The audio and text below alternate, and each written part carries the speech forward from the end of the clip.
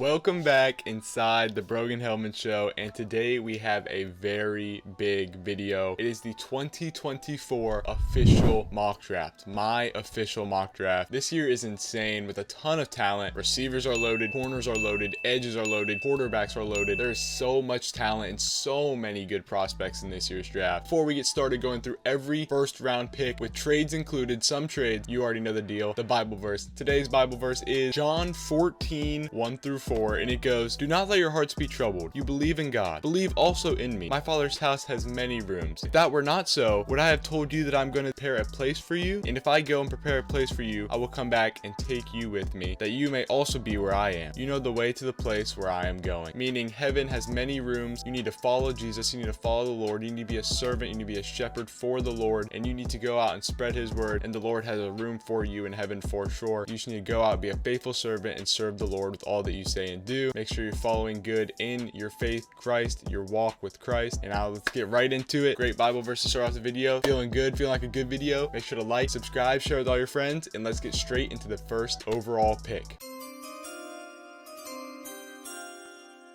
With the very first pick in the 2024 NFL Draft, the Chicago Bears select Caleb Williams. Now, Caleb Williams is a quarterback, obviously a stud. He's a very good quarterback out of USC, the best quarterback in the draft class in many people's eyes. I personally don't think he is the best quarterback in the draft class, but he is definitely the popular vote. In this mock draft is really not about what I think, but my predictions for the draft. And I do think the Bears are going to go out and get Caleb Williams to be that franchise quarterback, their quarterback of the future. Very good stats coming out of college. I mean, 68.65% throughout his college. His 2023 stats, I mean, that's very, very good. Obviously throwing for sub 3,500 yards and 30 touchdowns to 5 interceptions, which is a great ratio. Led that USC team to like a 7-5 season, very respectable, but overall a very good college career for Caleb Williams, and he'll be looking to make some noise inside the Chicago Bears system as their quarterback one and their franchise quarterback of the future.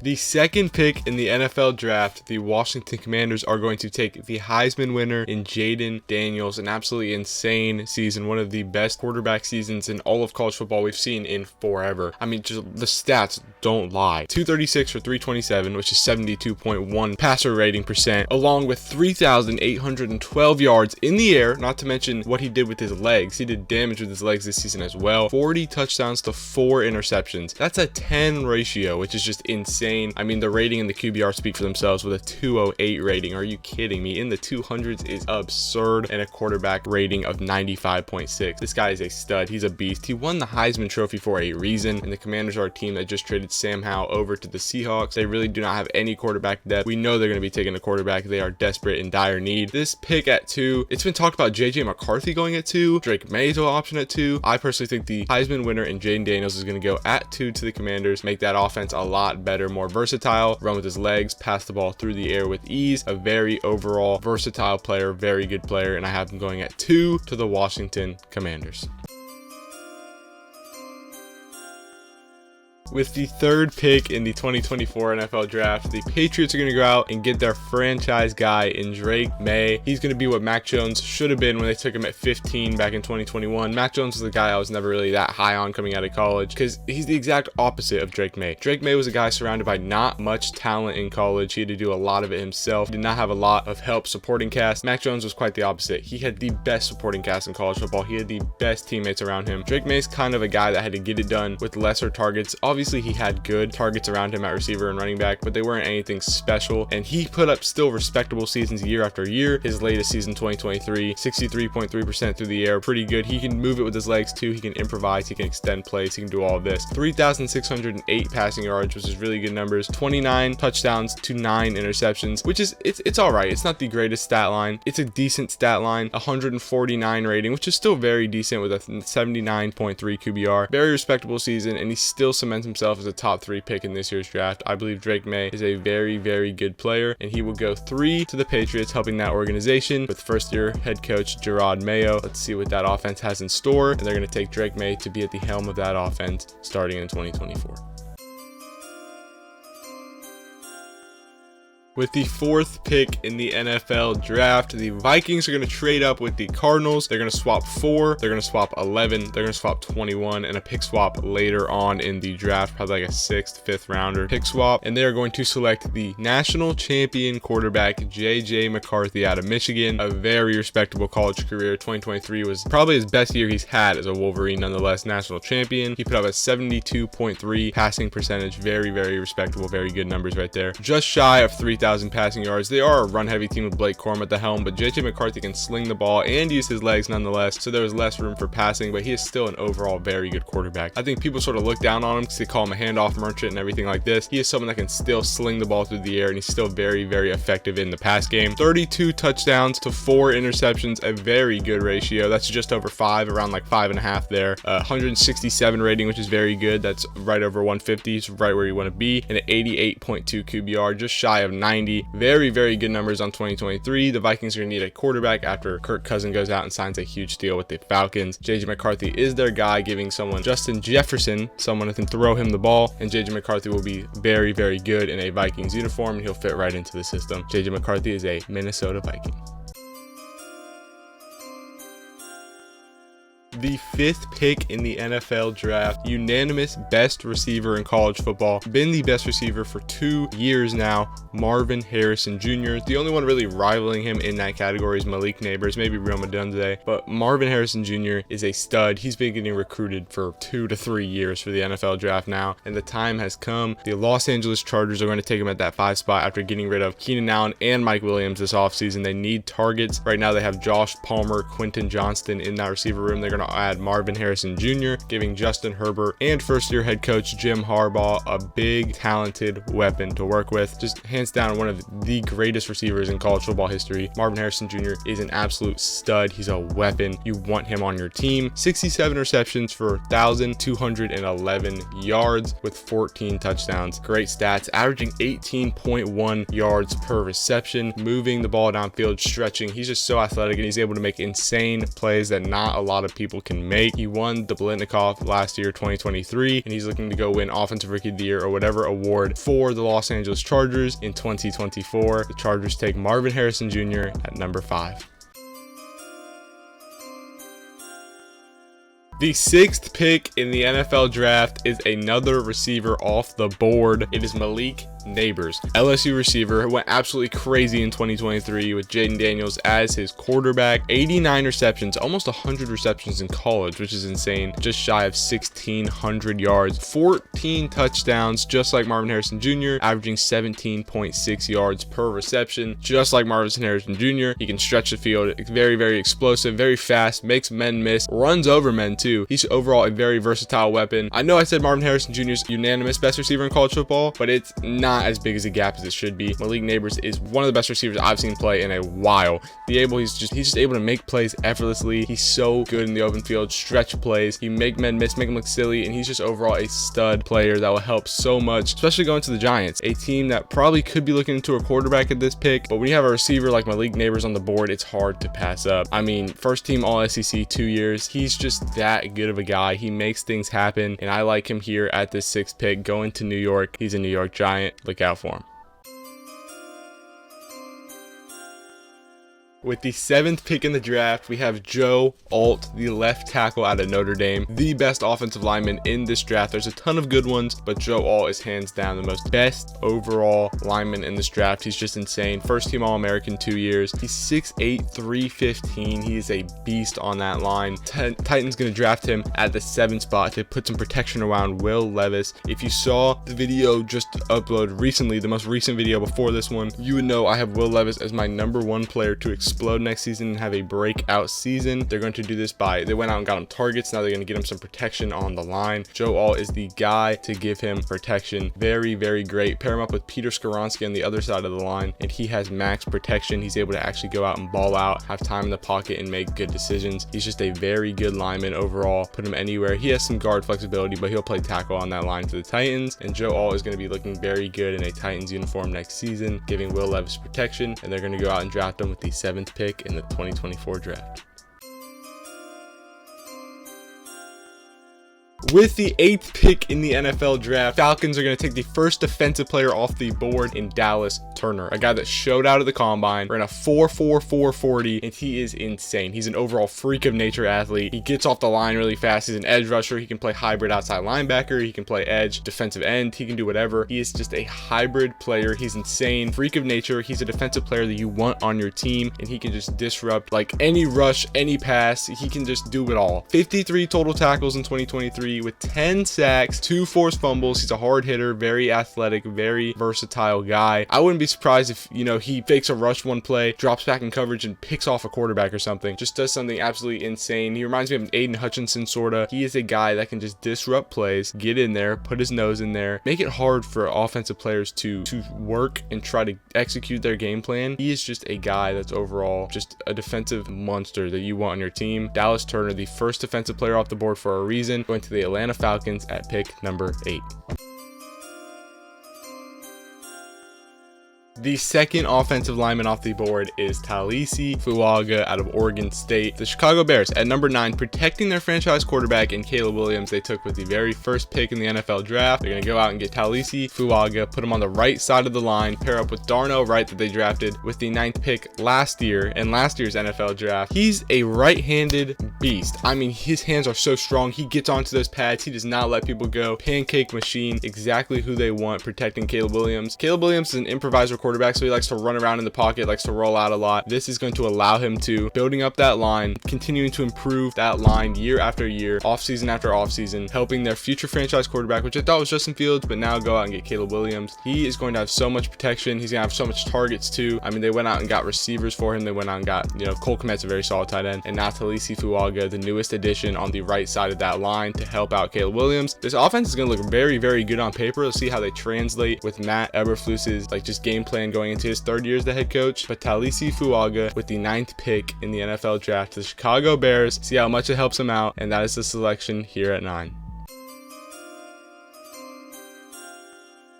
The 3rd lineman off the board, the 10th pick in the 2024 NFL draft, Olu Fashanu, a very sought after left tackle, just like Talisi Fuaga, who we just saw with the 9th pick. He is a mauler with his hands on the left side of the line instead of the right. He gives protection to his quarterback, Aaron Rodgers, who should be there for another year or two, coming off that Achilles injury. So he's going to need time in the pocket. He's going to need protection, and Olu Fashanu provides that protection on that line, pairing up with a bunch of other good pieces on that New York line. That team overall is looking very, very good. You have Breece Hall, Garrett Wilson, you have Aaron Rodgers, you have Olu Fashanu now. I mean, you have so much talent and so much protection now that offense can get rolling, and that offense can unlock to a new level. Breece Hall running behind a very good line is going to be explosive for this offense. Olu Fashanu provides so much protection and so many good traits to this offense and this line in general, and the New York Jets are going to take him at that 10 spot to help open up that offense. The New York Jets select Olu Fashanu at pick number 10. Ghost Energy, sponsor the show. But with the 11th pick in the NFL draft, the Arizona Cardinals select Rome Odunze. This is a loaded receiver class, and Rome Odunze is an insane receiver. Washington took that team to the national championship with Michael Penix Jr. and James Polk. Just a very good receiver all around, able to extend plays, make these crazy plays, and maneuver his way that only few receivers can. And those few receivers are Marvin Harrison Jr. and Malik Neighbors, the 2 receivers drafted above him. Rome Odunze is a stud. We see the stats here: 92 receptions, 1,650 yards, 13 touchdowns, and 18.5 yards per reception, the most out of the top 3 receivers taken in this draft. He's a first-team All-American, just 1 touchdown less than the other 2 taken above him. All the stats are very, very similar, and he's overall a playmaker, a very good receiver. He's just someone that can extend plays, like I said, make stuff happen, find the end zone, has a nose for the end zone. All these receivers do, with 13 touchdowns. Very, very good. Complements Kyler Murray well. The Cardinals got rid of Rondale Moore, so they're looking for more targets. They have Trey McBride, and now they also have Rome Odunze on the squad. Kyler Murray has more targets to throw the ball to, and this Cardinals offense looks even better.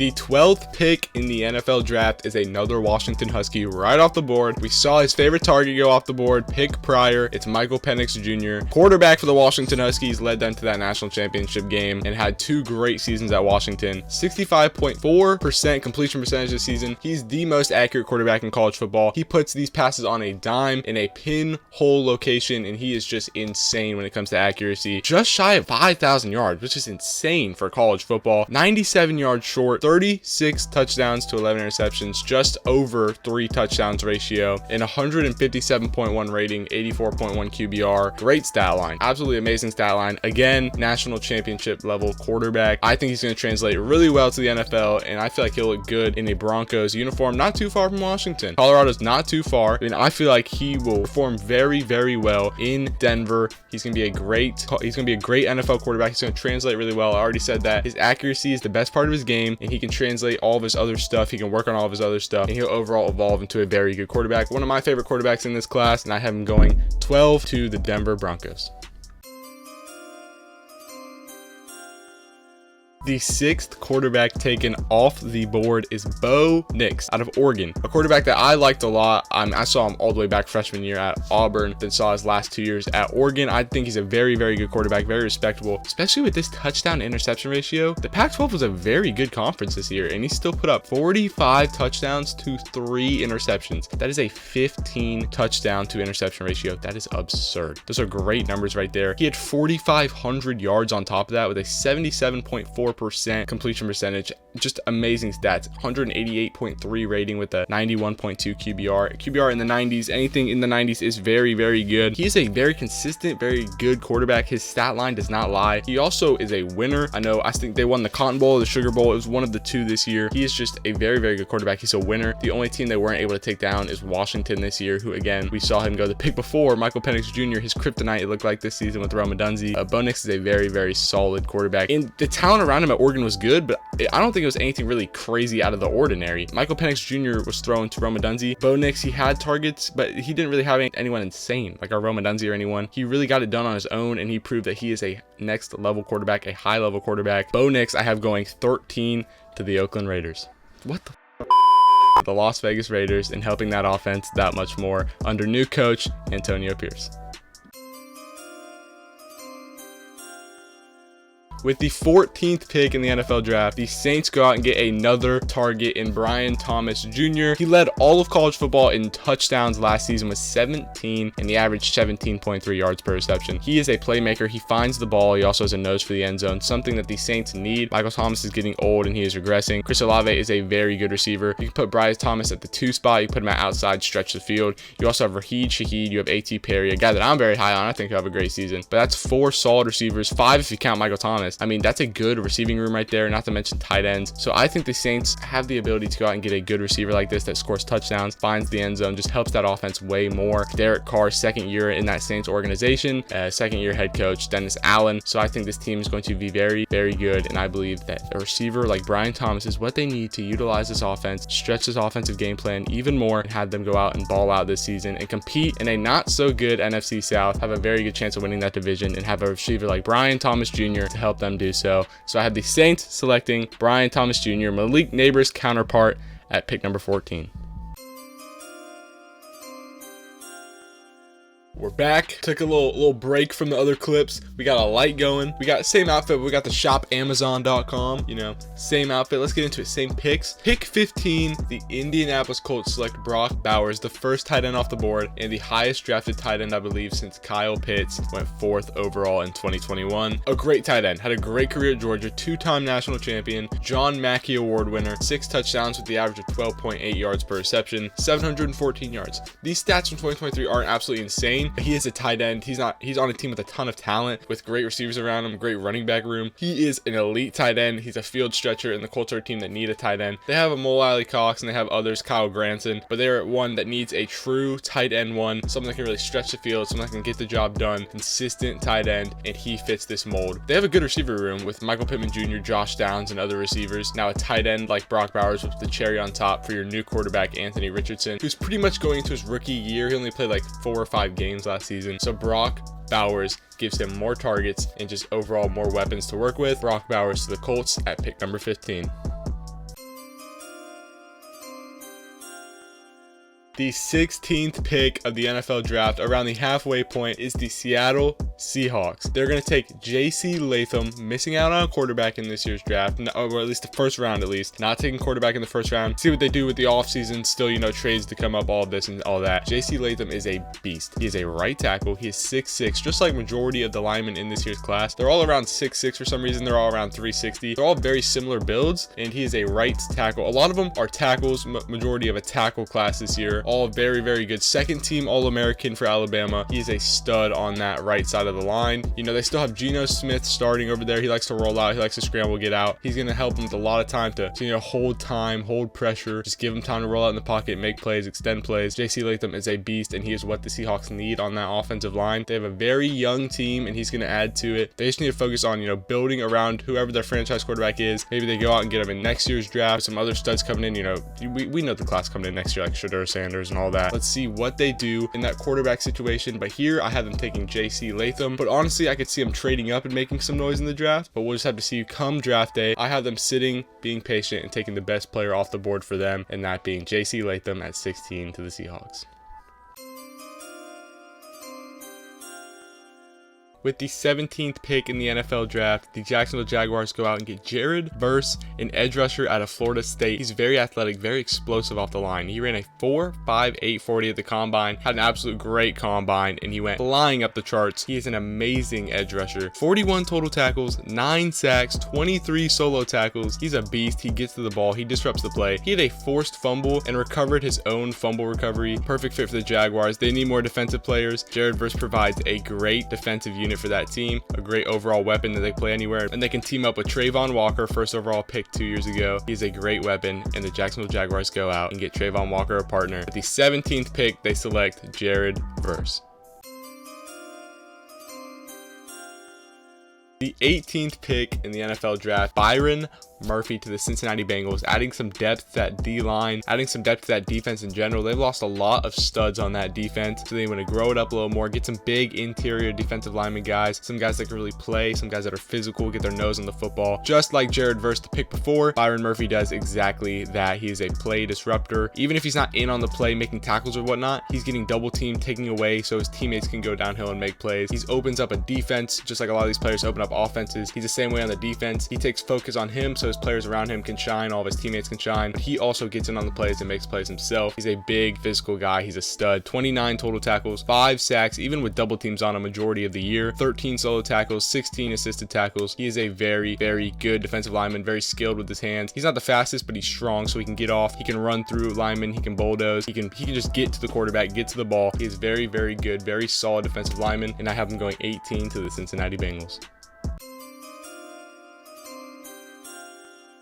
With the 19th pick in the NFL draft, the Rams go out and take the first corner off the board, the first defensive back off the board, and Quinyon Mitchell, a guy that is physical. He's a stud. He flies around the field. He has an eye for the ball. He has an eye for defense. He can read plays very, very well. He just gets in and disrupts plays. He gets up, gets in receivers' faces. He jams them. He's physical, comes up, he pops them, makes big hits, big tackles, play after play. Guy, you see it, 41 total tackles, 32 solo, 9 assisted, and an interception on the year. He had a couple interceptions last season. He has a feel for the ball, and he is just a great run stopper too. He comes up, hits a running back, fills a hole. He can do all that as a corner, but also play the ball as a corner as well. He's good in the run. He's good in the pass. You can put him anywhere. He is a flexible target. I mean, he's a weapon. He's a very physical guy. Goes in again. He's just a stud. He's a stud when it comes to that defensive back position. He's a guy that you want in your team, and the Rams are a team that is in need of defensive backs, in needs of studs, and in needs of weapon on defense, and that's exactly what Quinyon Mitchell provides to the team. I have Quinyon Mitchell going 19th to the Rams. With the 20th pick, the Steelers are going to go out and they're going to protect their quarterback in Russell Wilson. They're going to grab Tyler Guyton out of Oklahoma, right tackle, plays the right side of the line very, very well. This is a very interesting situation because they're going to go out and get a lineman. They're going to protect their future quarterback, not only in Russell Wilson for this year, but the following years with Justin Fields learning behind Russell Wilson. So Tyler Guyton provides that flexibility because we know there's 2 mobile quarterbacks in that quarterback room with Russell Wilson and Justin Fields. They both like to roll out, both right-handed, so they're both throwing to their right a lot. Tyler Guyton allows that protection, very good with his hands, gliding onto people. He's 6'7", 327, big physical body, grabs onto players, does not let up, and he lets offense expand and open up way more. I mean, he's just going to be this guy that allows you to open up and expand your run game, your pass game, your mobile quarterback making moves, making men miss. Tyler Guyton is a very, very good piece that you want on your team, especially with these mobile quarterbacks. He's going to add that much of a difference to their offense, and this O-line is going to be looking very, very good. Some new additions to this team this season, and I feel like they're going to be looking very solid heading into the 2024 season, and Tyler Guyton is a guy that helps that very, very much. The Steelers take him at pick number 20.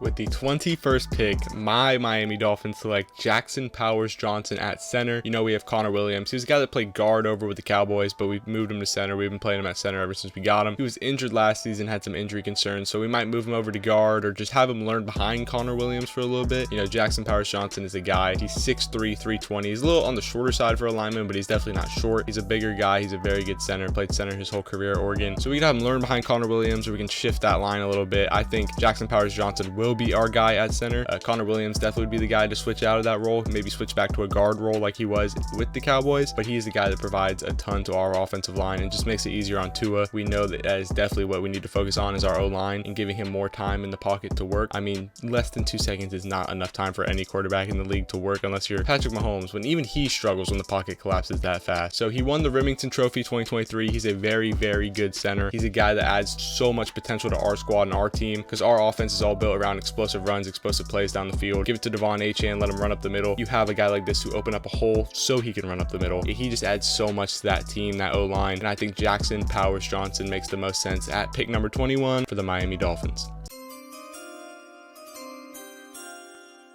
Pick number 22 belongs to the Philadelphia Eagles, and I have them going out and getting Nate Wiggins, a corner out of Clemson. And this honestly makes a ton of sense for me because this is a guy that kind of reminds me of a Darius Slay and kind of plays like a Darius Slay. So being able to learn under a guy like Darius Slay when you're built like him and you play like him is huge to a player's like development and success in his role. I mean, he's going to maximize his full potential and talent in the league if he plays for a team like the Eagles with a counterpart exactly like your play style. I mean, that's just insane. That's exactly the situation you would want to fall into. This would be the most beneficial for him and for the team in general, because if you have two similar, I mean, Darius Slay's on his way out, he's not getting any younger. You have his replacement right there on the board, you take him. This makes a ton of sense for the Eagles here at 22. 28 total tackles for him in 2023, 22 solo, so he gets solo tackles on the edge, on the perimeter. He can also come up and make plays, but he's more of a ball hawk, more of a play. He hawks the ball in air. He's not much as a physical run stopper as Quinyon Mitchell, but he's really good with the ball in the air, pass breakups, all that. 2 interceptions on the year. Again, he finds the ball. He was able to go up and get 2 interceptions down. He's a very, very solid player. Again, ball hawk, Darius Slay, NFL comp. Going to play with him and learn under him, that would just be, again, great for his development and success in the league. This makes a ton of sense, and I feel like the Eagles should definitely take this if they have the opportunity. They have some other areas they need to focus on, but I feel like getting a corner as good as Nate Wiggins and having him learn under a corner that plays exactly like him, that would be perfect for their situation and for their scheme. Nate Wiggins going 22 to the Philadelphia Eagles.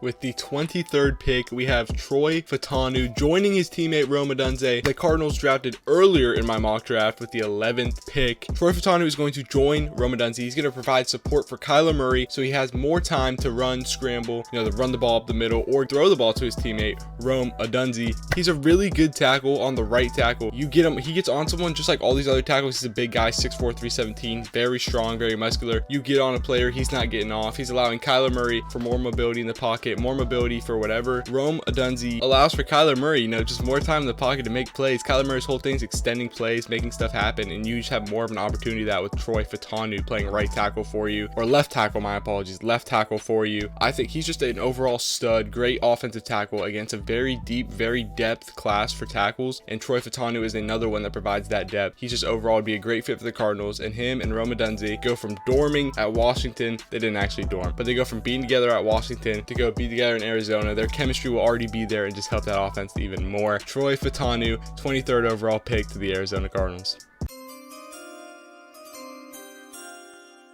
With the 24th pick in the NFL draft, the Dallas Cowboys go out and they get another offensive tackle taken off the board. How many stud offensive tackles are there in this draft class? The answer, a lot. There's a lot of stud offensive tackles in the 2024 draft class, and the Cowboys secure one after losing Tyron Smith to the Jets. They go out and replace him. They get his replacement. Amarius Mims is the guy that reminds me a lot of Tyron Smith, actually. So I think this is a perfect fit. He's 6'7", 340, huge. Just like a lot of these guys in this draft class, he is huge. He was very loved at Georgia, two-time national champ. He's a left tackle, so he has some big shoes to fill with Tyron Smith's departure, but he's given Dak Prescott some more protection, and I believe he'll fill that role very, very well. He looks like a Cowboy to me, a guy that will go in and play his position very well. He'll be very loved around the organization. Mike McCarthy go out and get his guy in Amarius Mims. See, I'm already calling him Tyron Smith because how much he reminds me of him, but he will go out, he'll play well. Amarius Mims is a Dallas Cowboy for the 2024 season. I really like this fit. I see it going very, very well. Dak Prescott is happy. He gets more protection.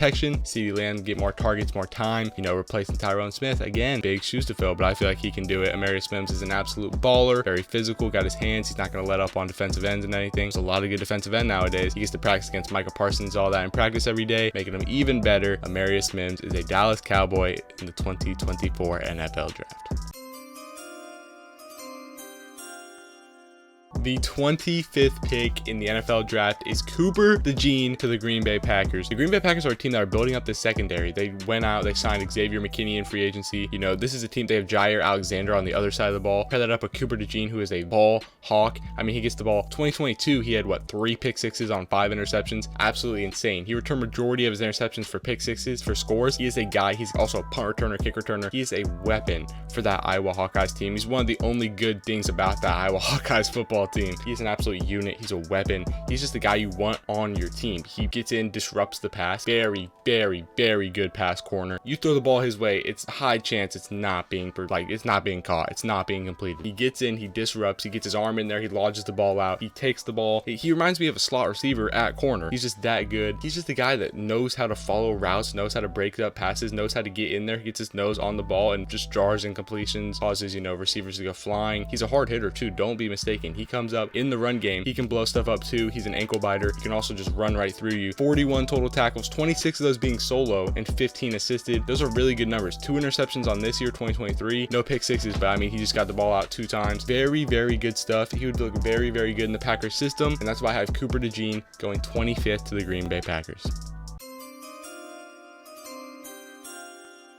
With the 26th pick in the NFL draft, Tampa Bay Buccaneers go out and they get a center. They just signed Baker Mayfield to a 3-year, $100 million contract. So they go out and they get protection for him. Sure, they're going to pair up Graham Barton with Tristan Wirfs on that O-line. Just make it wonderful. A quarterback's dream. I mean, you got Graham Barton at center. You got Tristan Wirfs over there playing right tackle. This is just an O-line that's going to be very, very good. Very quarterback friendly. Baker Mayfield's going to have a blast back there. Rashad White starting and running back in that backfield. He's going to have a great time back there. They're going to go out. They got Mike Evans re-signed too. This is a team that has a lot of potential. It's not the youngest team. They got a lot of veterans. Tristan Wirfs is a little on the younger side. They got Graham Barton. This offensive line is on the younger side, but their overall playmakers, Mike Evans, Baker Mayfield, they're not really that young. Rashad White's pretty young, but again, they're going to go out and add talent, add a great run blocker, a great pass blocker in Graham Barton. He's 3'14", 6'5". He's another great offensive lineman out of this draft class. It's just loaded. This stacked with so much talent. Graham Barton allows them to do so much additional things, and he works great in this Tampa Bay system. I really like Graham Barton here. Pick 26, the Tampa Bay Buccaneers.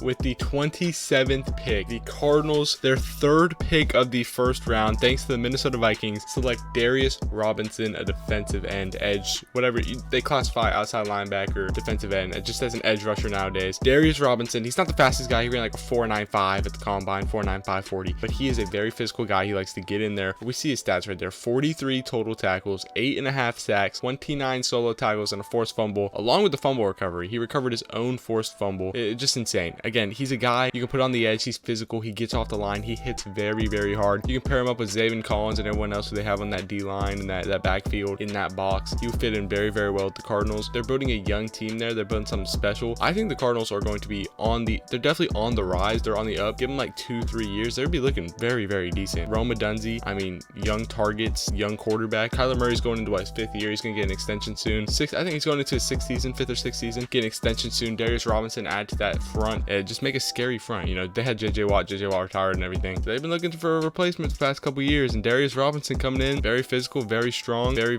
good, getting his nose on the ball. I think he's a great fit there in Arizona for the Cardinals, and I had the Cardinals selecting Darius Robinson with pick number 27.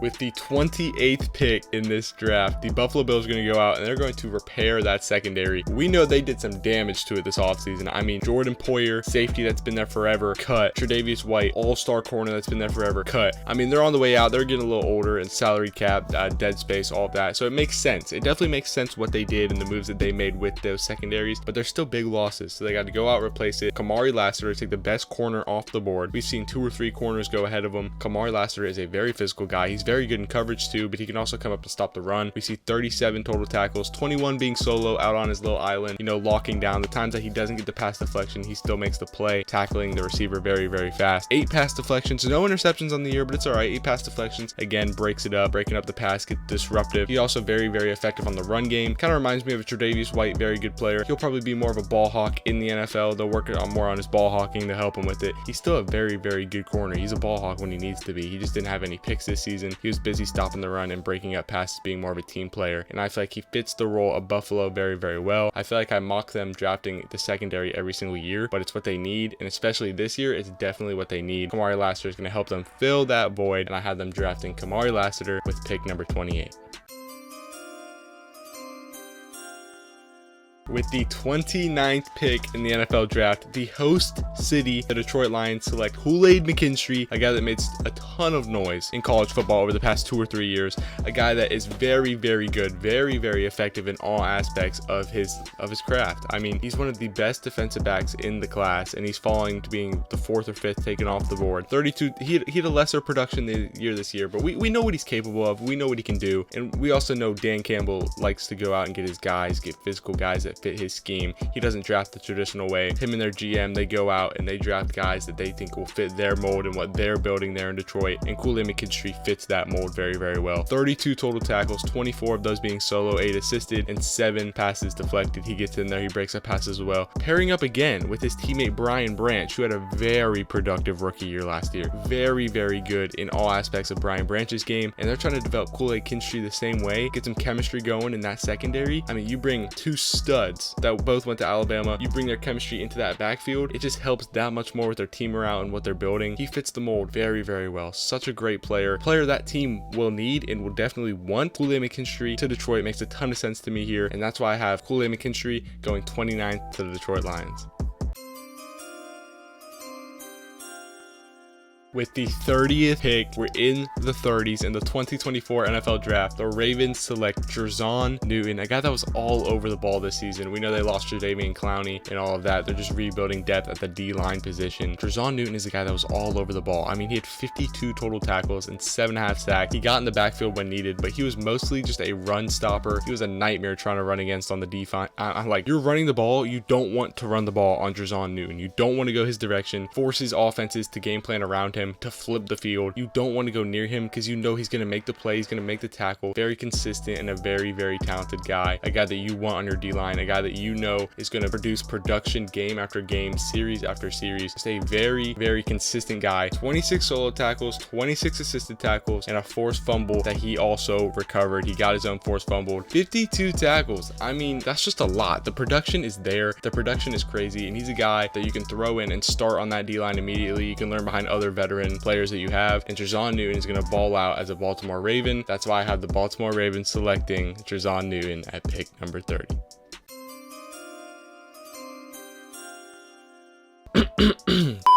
With the 31st pick in the NFL draft, the San Francisco 49ers select Laiatu Lau. I probably just butchered that. Laiatu Latu. We know he was a stud at UCLA. I mean, 13 sacks this season is absurd. I saw my Sean and Clears play against them week 0, week 1. 49 total tackles, 13 sacks, 28 of those tackles being solo with 2 forced fumbles. He is a hard hitter. He is a disruptor in the run game. Pass game, he can even put damage, pressuring quarterbacks, forcing them to get the ball out soon or just run around around, makes careless decisions. He is a beast. I mean, going to the San Francisco 49ers is a team. They lost Chase Young this offseason to the Saints. He can replace that Chase Young position. He could play it better than Chase Young. Chase Young was highly sought after coming out of college. So is Layu. I mean, he is a stud. He's a baller. He's someone that's going to be all over the ball. I mean, you don't have 13 sacks for no reason. He gets in the backfield. He knows how to get in the backfield. He knows how to make these plays. He knows how to get there game after game, series after series, 49 total tackles. He's just a playmaker. He gets there, gets where he needs to be, and makes those plays. He's going to fit in very well with this 49ers front. I mean, like Nick Bosa, Javon Hargrave. Are you kidding me? All these guys, all these big names, and you add them to that, learn behind these guys. It's insane. He will be an amazing San Francisco 49er, and that's why I had them selecting him at pick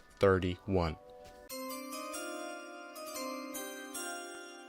With the final pick in the 2024 NFL draft, well, not the final pick, but the final pick of the first round, all of the big names off the board, not all of them, but majority of the big names off the board. Keon Coleman, receiver out of Florida State, originally from Michigan State. If you guys didn't know that, he played basketball and football at Michigan State. 50 receptions, 658 yards, 11 touchdowns. This year was a little down, but obviously Jordan Travis was a mobile quarterback, does all this, all that. Keon Coleman was his main target, just makes insane plays. Game after game, consistently making an insane catch, an insane run after the catch, an insane something. He is one of the craziest receivers that I've watched in college football, just with the way that he's able to troll, able to mock, and he's also able to make plays and actually be a playmaker at the same time. He's a very, very fun guy to watch play football, and he fits that Chiefs mold. They went out and got a Hollywood Brown at receiver. Now they're going out and getting a Keon Coleman at receiver. They just need receivers pair up. They also have Kadarius Toney. They just like their receivers like this. Keon Coleman seems to fit the mold of a Chiefs player, seems to fit the mold of a Chiefs receiver.